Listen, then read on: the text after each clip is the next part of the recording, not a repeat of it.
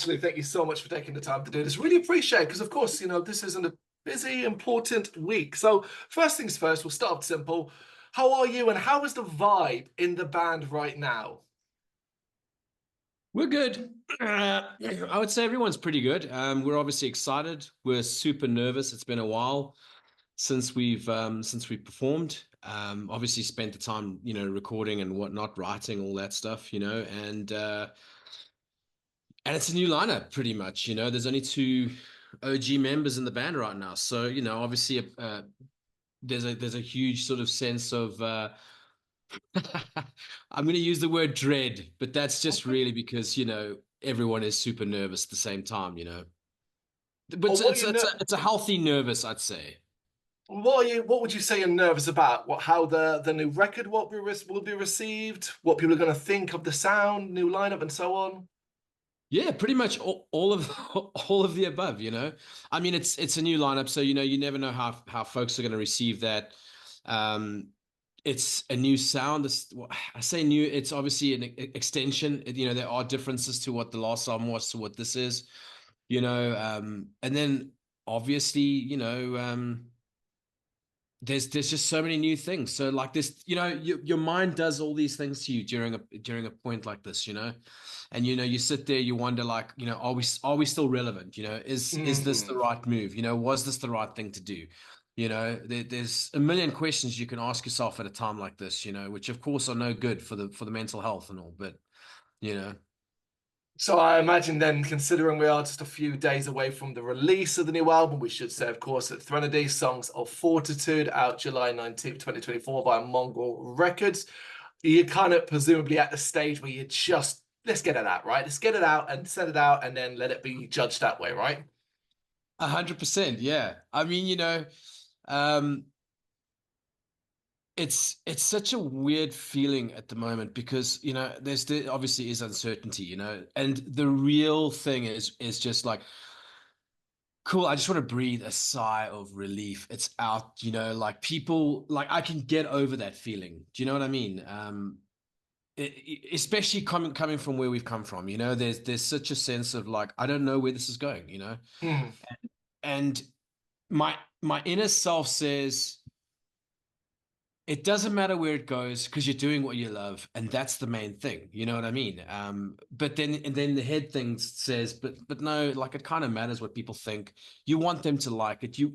I think we all have an innate kind of want and need to be liked and appreciated. And so all those things are kind of it's all over, man. It's all over in your head. Yeah, fingers crossed. Friday comes quickly, and I've heard the album. I know it's a spectacular release, and I'm confident, Thank you. confident that everybody else will as well. It is an important and powerful release, but there's kind of no talking about it without first kind of speaking about the past year and a bit, really. Obviously, the debut album, Bloom Expire, comes out in March to 2023. And we've mentioned already the significant shift in the lineup of the band following that. So basically, talk me through how we got from that, the debut album, to where we are now. So, well, I suppose there's so many angles. I mean, so, Um, so, so yeah, we during the recording process for Bloom and Expire, mm, uh, I was the guy, who was doing the recording, pressing record, producing, recording, mixing the whole thing, putting it together. Um, And what ended up happening was we sort of discovered during that process that there was a technical ability issue with one of the members. Um, and that was something that I'd brought up at the time, um, to which it sort of came and said, the guys were like, no, no, no, it's cool. Like we'll figure it out. Don't stress about it. It's not really an issue. mm, Um, and me being a lot more sort of experienced in years in this industry and in music and being in bands, touring, all the rest. Like I know that certain things are okay and you can kind of overlook them, and then I know that certain things are not, and they're gonna rear their heads, especially in the kind of music that we're playing. The music that we're playing is very, very fast. It's very mm. energetic, and it can present its own sort of technical issues. You know, like I won't go into exactly what that thing is, but you get my drift.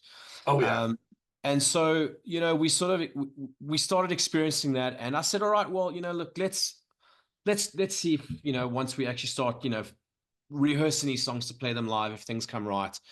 You know, at which point, again, you know, this thing was addressed. Anyway, we tried a fair few things during, you know, the process of recording up until the process of actually touring the songs, Yep. you know, to try and remedy the technical issue that we were facing. You know, we'd spoken about it as a band. You know, the elephant in the room was addressed several times. You know, it was a well known amongst ourselves. You know, we kept that issue amongst ourselves, obviously. Hmm. But I knew, and I'd mentioned it a fair few times, guys, like this is an issue, like, you know, this is not something that can easily be overlooked, and it is affecting everybody else's ability to perform well, you know. So this is definitely something that like has got to be addressed. And this was something that, yeah, like I say, just kind of it kept on repeating itself in, you know, in various discussions over time. And just before we went on the last tour we did, I think the tour was called Breathe in the Pain. I mentioned to some of the guys, I said, look, guys, like I'm gonna be honest, this is not happening. Like I've seen where this thing is going. We've tried everything we can. You know, at this point, you know, like I don't think we could have tried anything else to try and fix what was wrong, you Hmm. know. And it was really just a case of like, look, it's just not working out, and that's just the way it is, you know. And so like Yep. we're going to need to address this now, like, you know, the mediation and trying to figure it out on in the nice way. You know, we've done all we can, you know. And at that point we did the tour, and at the end of the tour it was pretty much, you know, cool, let's have that discussion. And Yep. you know, we'd gone through various sort of like scenarios over time. As I say, you know, we tried it all, and at that point, like I was just like, look, guys, like, dude's got to go. It's what it is. And unfortunately, a situation like this is when you've got someone who's really likable, you obviously have alliances in any band, you know. Like, I mean, if to anyone who's ever been in a band, they'll know, like, cool, I get along with this guy way more than I do that guy. You know, we're all in this together, but like Yep. I'm really like I'm tight with, you know, one or two guys, like, and you know, that's kind of just the way any band is, you know. And so when it came time to sort of make decisions and whatnot, two of the guys, you know, sided with the guy that was being asked to leave. And I mean, obviously, like it goes without saying, it got super ugly. You know, amongst ourselves, you know, it got super ugly. It got really heavy for, I'd say, probably about a week. We were sort of like umming and ahhing, fighting over who should go and who should stay and that kind of thing. But ultimately, you know, this is a project that I'd started, you know, from my end, and and there was just disagreement from all sides. So it was like, look, dudes, like, you know, you've got to go if you want to go. But like, I don't want you to go. But like, I can't deal with that thing that's an issue anymore, you know? And so you kind of got to just, oh man, you know, you got to cut your losses ultimately, you know? And that's really what it came down to. And like, it was a difficult thing. Like, you know, I'll never, I mean, I'm giving you a very short version Of course. of what is a very dark, what is a very heavy thing. I mean, you can imagine if we're fighting for a week over this, like, you know, voice notes over WhatsApp and like just heavy conversations, you know. None of this was easy to dish out, and none of it was easy to take, you know. And this goes for everyone. I mean, like, you know, this was not a personal thing that I had, or personal agenda that I had against someone, you know. Like it was never anything like that. It was Mhm. really just like, you know, when you're doing music, like first and foremost, the reason you're there fundamentally is to do music. And if you can't do that to the best of your ability, because one thing is a hindrance and it's a pretty big thing to you or to the group, like that's a problem, you know. And whether you like it or not, like it's got to be addressed. Otherwise, you'll always kind of just live with that. And that thing's, I mean, if it's by the time we got to that point, it had been grinding me for probably about a year and a half, Mm. you know, so like that's something that's starting to eat into every sort of like facet of your life, you know, and because band is a big part, you know, it's a marriage with five dudes, you know, like, and Of course. all, you know what I mean? So like these things are big, you Yeah, you're know, waking and up and you're thinking about it. You're going to sleep and you're thinking about it. It's just constantly yeah, swirling around your brain.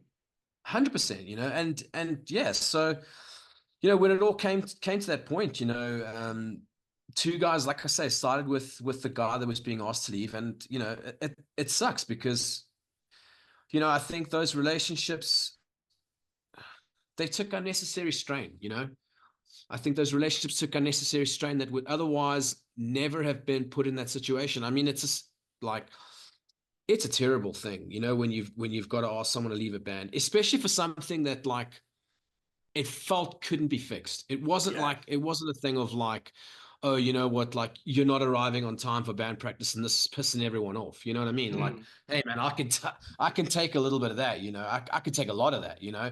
But it was yeah, like so and it wasn't like I say, it wasn't a personal thing. You know, so I think some people sort of like when they look at a situation like that, they see this thing and they think, geez, you know, like Ashley, you were so harsh, and like, you know, or maybe they'd heard stories that like, you know, I'd been brutally heavy at the point of departure, and well, yeah, I'm not gonna like try and hide that fact, you know, when it, you know, when things get to that point, you've got to think of things from a contextual point of view. It doesn't just land at the explosion point. It takes a long time over and over and over. You know, mediation, trying to figure this thing out, trying to deal with people, trying to help the situation, all these various stages of what it takes to get there. That by the time it gets there, like your threshold for taking shit, do you know what I mean? Is zero, Mm. man. Like, and Yeah. so like you're not even interested in like talking about it anymore because we've done the talking. We've done the trying to help the situation. This isn't a personal thing. I'm just trying to get the thing moving forward and over this hurdle, move to the next chapter, whatever that may be, you know. Because you're going And around I in circles otherwise. yeah, and so yeah, I think that was like that was really the difficult part, you know, was trying to relay that kind of information in a way that didn't feel personal. But it is because they're your friends. They're people you Yeah. really care about, you know. Like, I mean, I still care about these dudes. Like, I still think I mean, you know, there's not a day that doesn't go by that I don't think about that situation, you know, and what happened there, you know. Um, I've been in bands a very, very long time. It's 20 plus years. I've been doing bands, touring, all sorts of things, have gone through various lineup changes in the various bands I've been in and have dealt. Yeah, I've always been the guy who deals the final blow. Sad to say, but you know, it's not an easy job to do, and I've just always done it in the bands I've been Mm. in, and it's never easy. But this was by far the worst outcome I could have imagined. You know, that three guys would leave at once, and it like when you look at it from the outside, you think to yourself, geez, like what a heavy thing, you know, like Yeah. what could cause three guys to leave? But like when you actually look at it from a contextual point of view, like, well, there's a long line of things that kind of got to that point. But at the end of the day, it wasn't that like the dudes who all left all absolutely hated me and Chad. It was really just they really preferred the company of that person who was leaving, Yep. and they felt bad for him, and they felt that like they needed to stand by his side, which isn't a bad thing. But hell, it looks super heavy when you know when three guys leave. So I Yes. mean it's shit. Like there's no easy way around it, you know. No, I mean, you've gone into an incredible amount of detail and been really open and honest about it. So I really appreciate you talking about that because it is ultimately the kind of hardship that could end most bands. I think in most, say 95% of the time, the band would be dead and buried. So what drove you personally to carry on? And like you were like, I want this band to continue. So like yeah, I mean I guess I'm one of those guys, like I'm a fucking diehard, man. You know, like I've kind of been that way for as long as I can remember. You know, whether I was in a relationship with a girl or whether I was in a relationship with a band, you know, I've always been one of those guys. It's like, you know, I can take a lot of hits, you know, and keep moving forward, you know, I suppose, you know. And like for me, like when I looked at the whole situation, one of the first things I did, and this was kind of like at the point of everything falling apart. One of the things that I did was, I mean, I spoke to an ex-guitarist of mine in my previous band, Truth and Its Burden. And we'd had a long-standing 15-year relationship, like, and done tons of touring together and all sorts of things, and like it was at a point where I was like, look, if we were in a situation we needed a second guitarist, would you be willing to join? Because I Mm, mean, we need, like, you go into a decision like that, you're thinking at it from all angles. Obviously, yeah. you can't go into a decision where you're asking someone to leave and not consider the fact that like one or two dudes may follow. And so like that's definitely on the table. And like, yeah, I mean, like I reached out to Calvin, and his first response was like, yeah, dude, like, sure, you need the help, I'll help, no worries. And for me personally, and I mean, he knows this because I've said it to him, he's not actually in the band anymore. He kind of he sort of he lasted, I don't know, maybe 3-4 months or whatever, and then kind of felt like this really wasn't his vibe. It was quite different for him, and he sort of felt like, what, he'd rather prefer to focus on other things. Yeah. And he lives quite far, so the drive was quite a drive. You factor that in, and it didn't really end out working. But you know, to me, at the time of that, I mean, with Truth and Its Burden, we'd gone through various lineup changes, and he knew what that felt like, and he'd weathered those storms alongside me. So it really mattered to have someone who was willing to hold your hand, Yeah. and say like, look, dude, I'll do this with you, and like that's cool. Um, so yeah, and obviously someone who was also like a strong writing personality, so that was cool. But I mean, weirdly enough, I mean, I brought him on for that kind of reason. But his contribution by the time he'd left was, I don't know, like a couple of riffs and that. He was sort of more watching and helping Chad kind of figure himself out, and that kind of thing. Let Chad kind of lead the way, and I'll sort of just stand back and chime in if I need to, kind of thing. So that was kind of important. But you know the original vision for Lower Hollow wasn't what Bloom and Expire was. Mm, I definitely had different ideas in my mind, when I put the call out to start Lower Hollow, when I first sent out a message and said, hey, I want to do this, I had a whole different slew of like band influences in mind. And when guys started coming on, I was like, okay, cool. Like, you're cool and you're cool and you're cool and cool. Like, let's take this and put it together. And it is what it is, and at a point where things are going to change drastically because guys are leaving, it just it helped me sort of like zero back to, okay, cool, like this is going to be a new chapter, whatever it is. Changing a band name isn't going to change history. no. It's just not. No matter who the fuck you are, it's not going to change history. And so like you may as well continue as Lower Hollow, but make it what you saw it to be originally in your head, the vision that you had.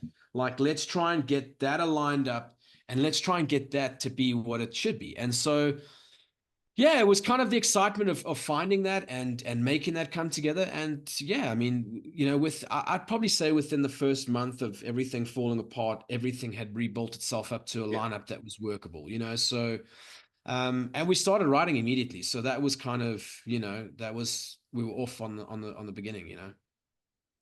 Excellent. On a positive path. So you say about the vision then. What did the vision for this new record initially look like? Did you have a clear one of what you wanted to be? You say you wanted it to reflect Lower Hollow as perhaps you initially envisioned it, but was that as clear cut? So, I mean, the thing with vision, Mm, at least by my understanding anyway, is when you've got like call it the previous lineup, the OG lineup, everyone yeah. together, you know, the vibe there was very much five dudes all chiming in with ideas. You know what I mean?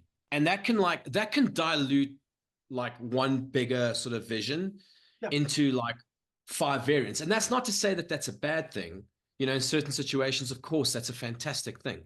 But in my head, like when you've got an idea, all you end up doing when you're listening to every single person's sort of like chimed in idea, um, is you end up diluting the vision that you originally had. Whereas putting a clean slate over something sort of says, okay, cool, you know what, like let's do this thing and kind of do it the way that it was originally intended. So like one of the major things that like really shifted from a decision to write like this point of view Mm, was having atmospheric guitar parts. That was mm. something that wasn't, a feature on the previous album at all. It was something that like I got to really turn. I don't know if you know the band called Svalbard. Oh They're a yeah, for British band. sure. Yeah, yeah, yeah. So like I got turned on to them and to Brutus. That kind of sound. Like Rollo Tomasi. Yeah. That kind of, you know what I mean? That kind of vibe. Mm. And like it really like it felt, especially to me who'd come from like more sort of like straightforward melodic hardcore, like the likes of Misery Signals and Counterparts and Means and all those types of bands. Like it felt to me like this was kind of there, because it's got the speed, especially like Svalbard. They've got that speed kind of like hardcore factor. But I Mm. really loved what they were doing with, that melodic, atmospheric reverby guitar sound. And like I'm not a guitarist, but I know what I like in terms of sound. And so I was like, we should dig into that, because that's the thing that like I've always wanted to do. And now we've got that opportunity. And Chad was super into it. Like he's a big Svalbard fan. So like, we really kind of, if I could say, I think every band's got like that one or two like major influence thing. Svalbard for us was definitely that band. I mean, I wouldn't say we sound like them, but I know for a fact that you know, we draw like huge influence Of from that course. aspect. And so that was something that like was the original vision. If I go back to my original post, that was one of the bands that I'd mentioned. And so I was like, it was such a big part of their sound that I was like, like if we can incorporate that in a way that kind of works for us now, that would be great, because that's something like I've always been very melodically driven. Like, Hmm. I mean, I was the front man for Truth and Its Burden, the band I mentioned earlier, and we were a melodic hardcore band, more sort of straightforward, like I said, the Misery Signals type band. Yeah. They're not straightforward, but you know, in the melodic hardcore thing, that's their realm, Mm. and we were into that kind of thing. And so like to kind of bring an original flair to what I'm doing with Lower Hollow, it made sense to really find something that was sonically different. And atmospheric guitars are definitely that. And changing the shape of how that sounds is still melodic, but it's got an atmospheric sense to it.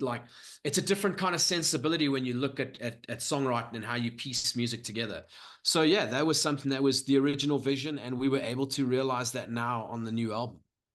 But how quickly did it all start to come together? Because if we contrast the release of the first album to the release of this album, it's only a little over a year, so it feels like this record's come together quite quickly.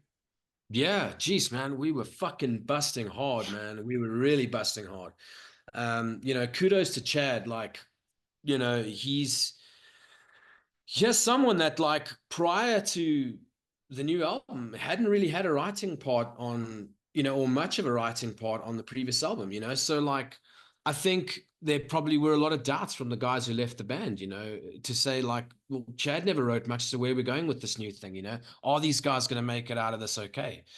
you Mm. know and I mean, it's kind of also like, I mean, Chad knows this, but it's kind of why I brought Calvin into the fold as well, was kind of, just to have a bit of a guided hand on how to write songs and how to piece stuff together. Because not everybody can write songs. Of Just because course, you're in a band don't mean you can write a song. you can be a You know, great some you can play great an player. instrument fantastically. Yeah. Yeah, 100%, and so I think Chad really took the challenge on in a big way. I think he felt as well, like, what, like, I maybe never had a say on the previous album, in terms of writing, and I'm going to put my stamp on this thing in a big way. And because he loved Svalbard, he already got the vision. So like he came into the game almost with this vibrance and this fucking, I got something to prove, and like I've got to push it, and I've got to push it hard. So ideas were definitely flowing pretty fast. I wouldn't say that they were great ideas altogether. Like, I mean, there were a lot of things that were like floating around for a while that we would sort of come back to, and like, I don't know about this part, and let's figure that out, and let's try and change this, and no, let's, you can kind of leave an entire album's worth of songs in like a work in progress state, and then as the sort of later songs start developing more, and you're gaining more experience in writing, you're going back to those earlier songs, and you're kind of reshaping them a little bit more to kind of bring to even out that whole album, and but yeah, I mean, I think overall, like, Chad just came into this thing with just like a real a real sense of fight, Mm. and really he grinded hard for sure, like every night kind of. Did you did you find yourself surprised during during that process that there was a lot of like the level of emotion that was coming out through your writing and through what you were creating? Yeah, I mean, you know, when you're in a band with dudes, you know, each guy's got his personality, and each you kind of know who who the strong writers are, who the guys are who are sort of like they just sit and watch things happen, and like, Hmm. you know what I mean? Like there's a fair amount of, different personalities that make up what a band is. And I mean, I'm not saying that Chad was the guy who deliberately wanted to sit back. I definitely think he wanted to contribute previously, but it didn't work out that way. And so like it Hmm. was from a surprise point of view, and this is coming from like if Chad was, yeah, he'd express his deep love for like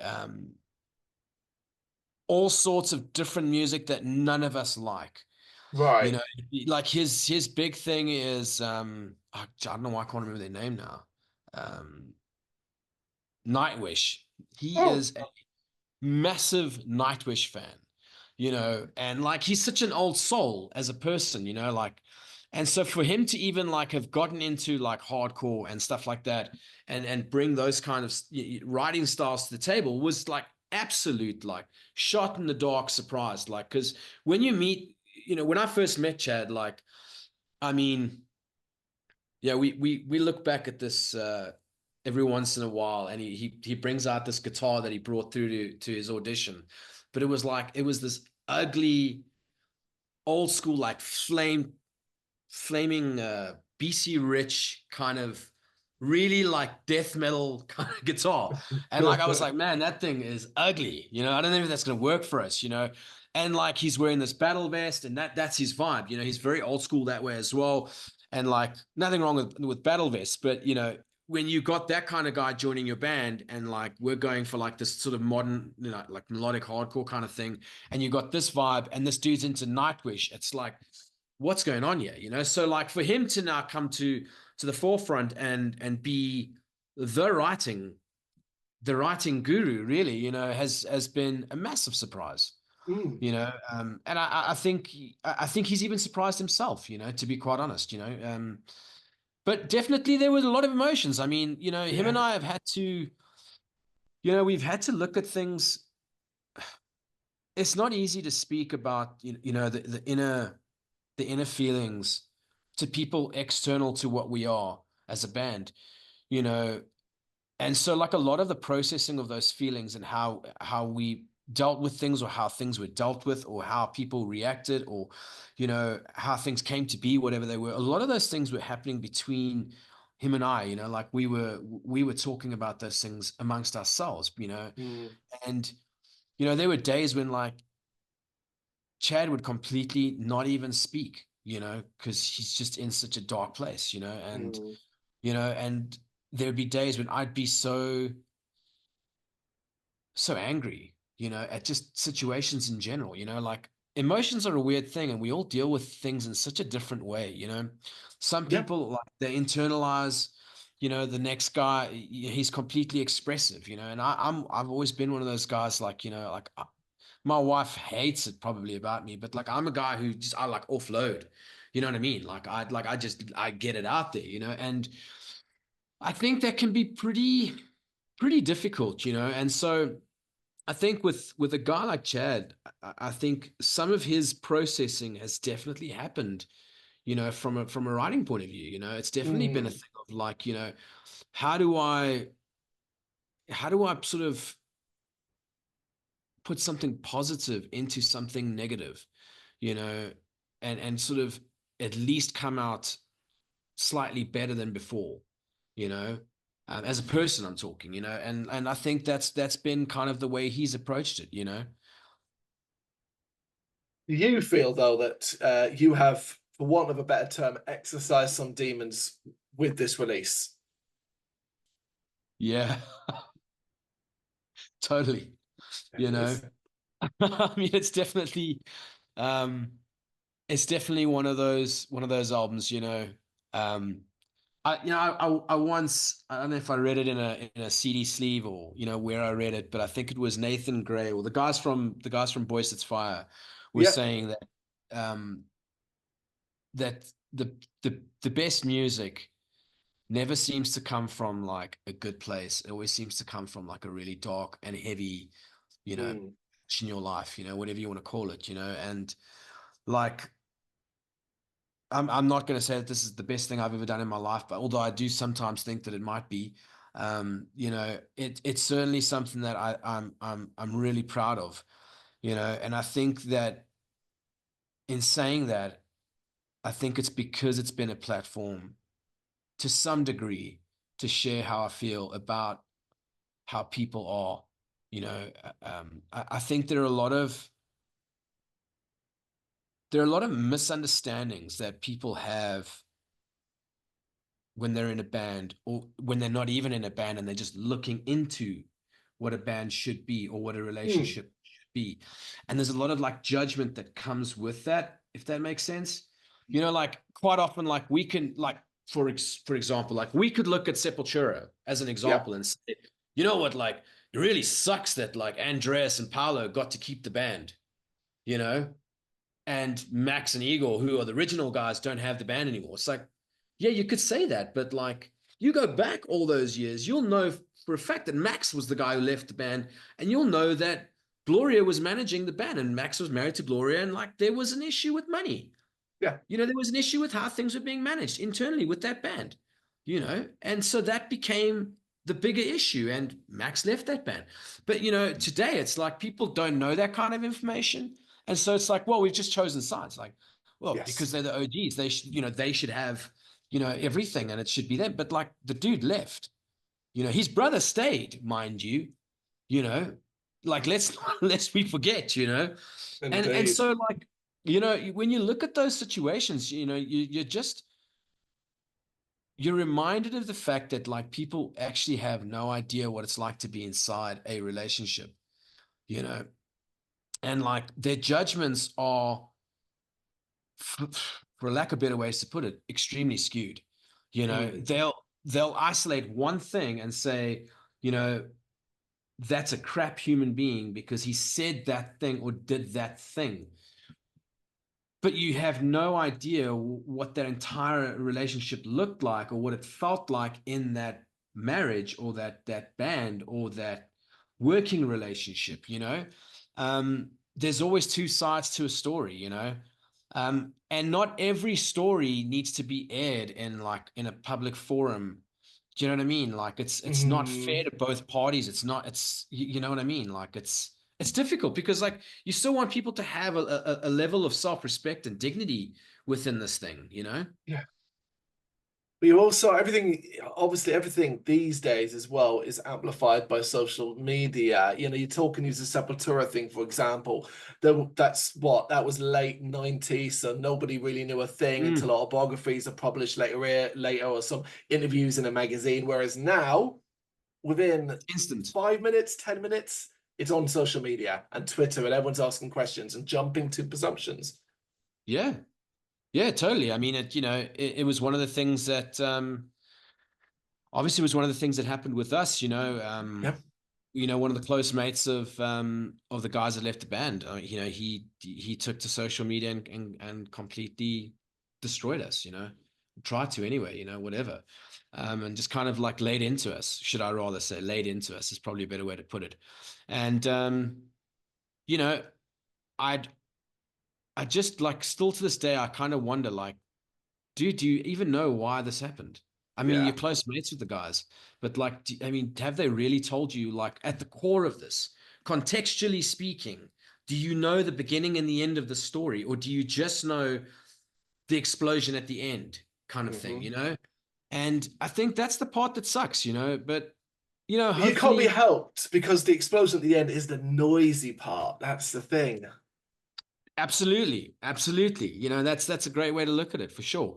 So yeah, I think that's one of those things, and you've got to also sort of like over time let things remedy themselves. Give time is a good healer. Time is also Mm, an opportunity to sort of like for every party to look at things and say, you know what, like where are we today? How does this feel now? Do we actually need to make right there? Do we need to apologize? Do we need to fix that relationship? I think if everyone was in the same room and we were kind of talking things over, like I think now after, it's probably been about a year.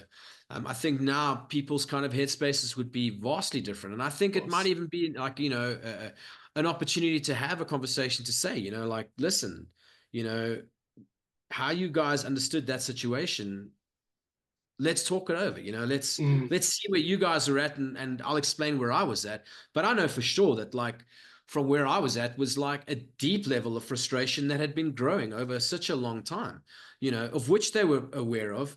But as I say, like, at a point of explosion, you it's the loudest point, yeah. and and so like quite often, like even from a point of view of like guys who are involved with that discussion, I mean, that they would certainly remember those things most, and hold on to the thread of whatever that looked like, as opposed to looking at the history of how it even led to that point. And I think if people were honest enough with themselves, they'd look at the whole thing and they'd say, you know what, like it was a great opportunity. I mean, these bearing in mind, like the guys that were all in the band had never been in bands before.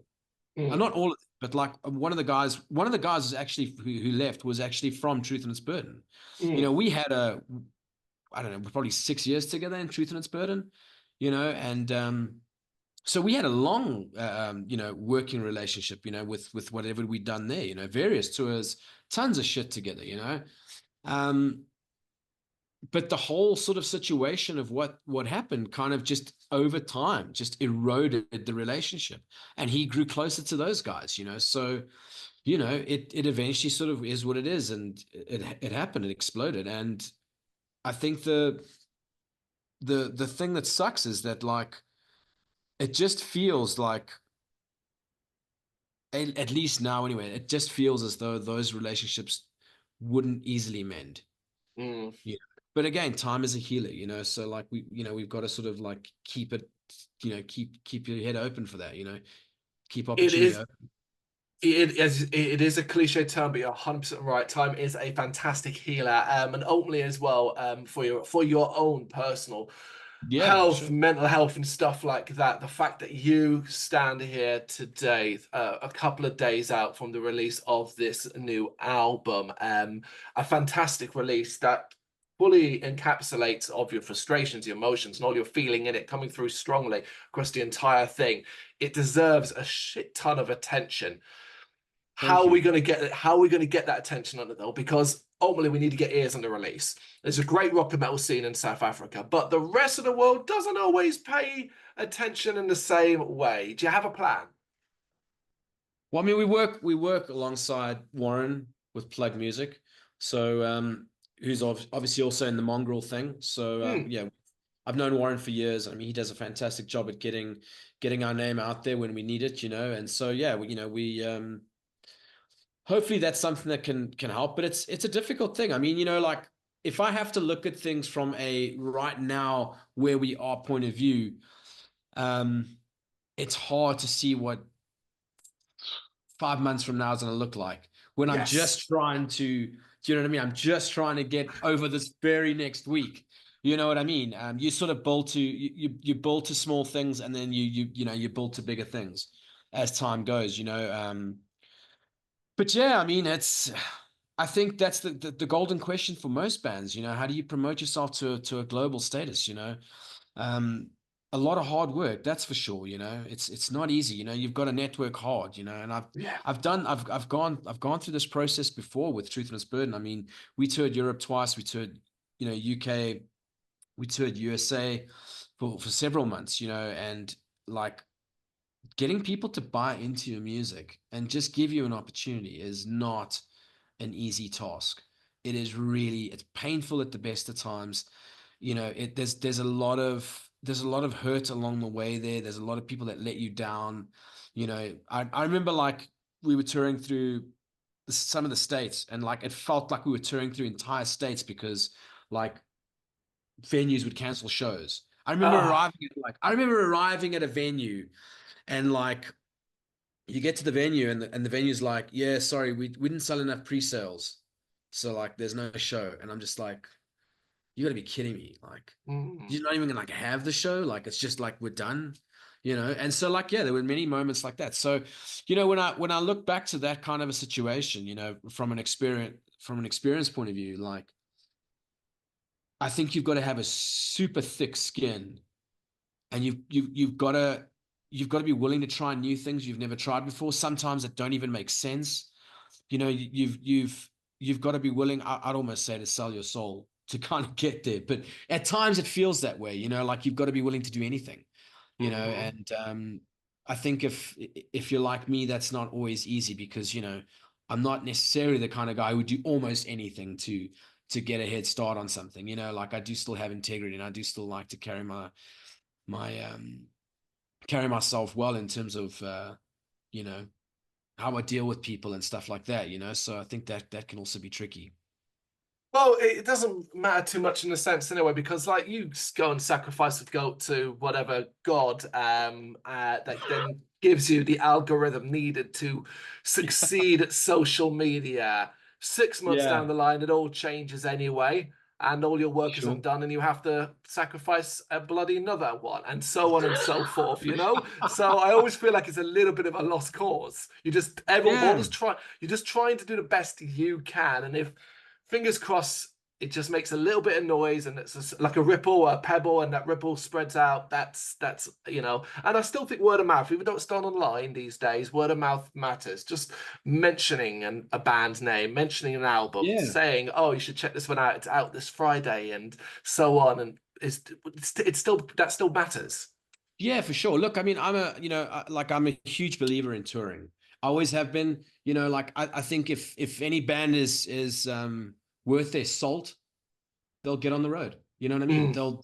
They'll you know they'll get out there. They'll play to those people that they don't know. They'll take the uncertain, untraveled path. They'll do it because they believe in themselves. And they'll try and make that work. And you do that enough times, and you start garnering a real following. It does take time. Yeah, sure, and it Of does course. cost money now more than ever. Fuel prices are insane. Everything sucks. Like the world has gone to shit. It's hard. It costs a lot of money to keep a band on the road. So like, I'm not going to make it sound like that's any easier.